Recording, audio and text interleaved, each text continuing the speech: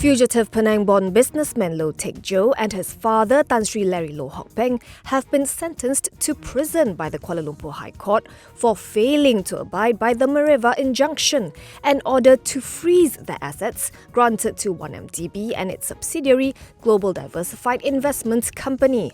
High Court Judge Hayatul Akmal Abdul Aziz made the warrant of committal following an application made by 1MDB. She also ordered the duo to pay costs of 5,000 ringgit to 1MDB and Global Diversified Investment Company.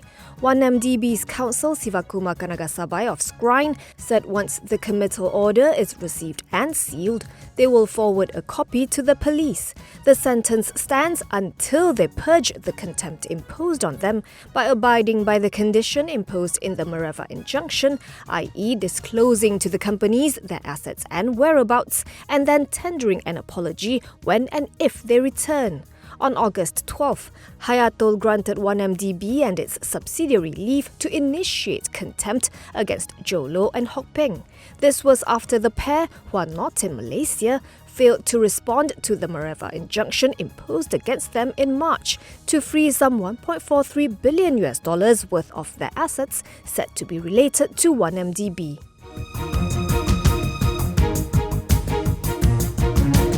The Securities Commission Malaysia SC plans to allow the wholesale fund market to gain exposure to alternative assets, such as digital assets, investment accounts and investment notes. Citing SC Chairman Datuk Sri Dr. Awang Adik Hussein, a Bernama report said this follows the liberalization of measures for exchange-traded funds and private retirement schemes last month, allowing retail funds to have exposure to investing in digital assets and investment accounts. He was speaking at the annual Convention and Industry Education Series organised by the Federation of Investment Managers Malaysia FIMM. The minister said the unit trust industry is one of Malaysia's oldest and largest market segments and must first and foremost adapt to changing demands. He noted the search for returns has seen investor preferences shift from conventional products to alternative assets and sustainable and responsible investments (SRI), a trend that is likely to continue going forward. Awang Ade also announced that the SC's training and development arm, Securities Industry Development Corp, will introduce SRI certification for market professionals in 2023. The certificate will enhance industry capabilities, particularly among those involved in fund distribution, such as unit trust and PRS consultants.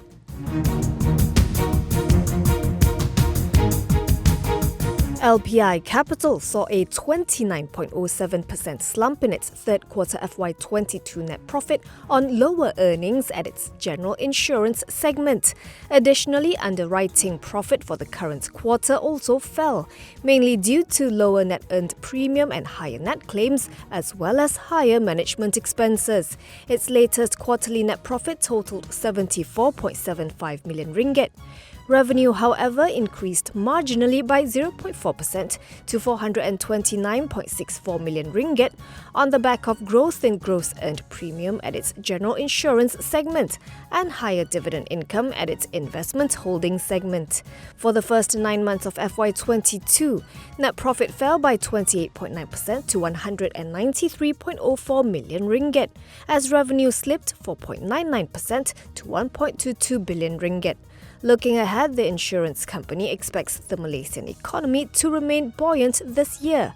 Should a global economic slowdown happen next year, Chairman and founder Tan Sri Dr. Teo Seng Capital said continued growth in domestic spending and business activities would help to cushion the potential impact of lower external demand.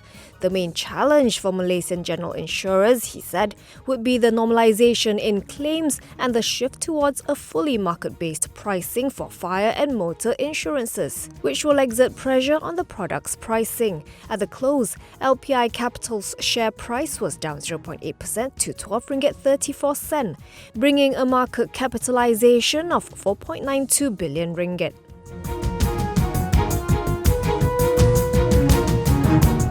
Teo Seng Capital saw its share price fall to an intraday low of 69 cents today after Singapore recalled eggs from its chicken layer farm in Malaysia due to the presence of Salmonella enteritidis, which may cause foodborne illness if the food is consumed raw or undercooked. Trading of the company's securities was halted from 9 a.m. to 10 a.m. this morning after it said in a filing with Bursa Malaysia that investigation into the contamination was still in progress.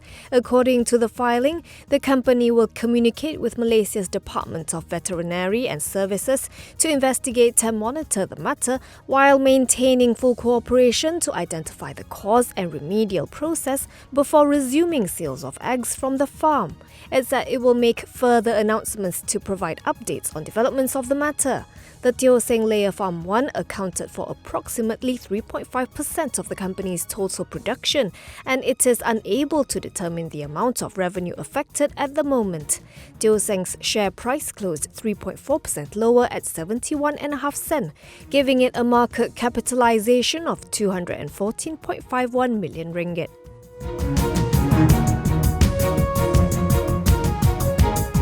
Sunview Group made its debut on the ACE market of Bursa Malaysia today at 59.5 cents, a 105.1% premium to its initial public offering issue price of 29 cents. It pared its gains later to end its maiden trading day at 46 cents, still up 58.62%, valuing the group at 66.43 million ringgit.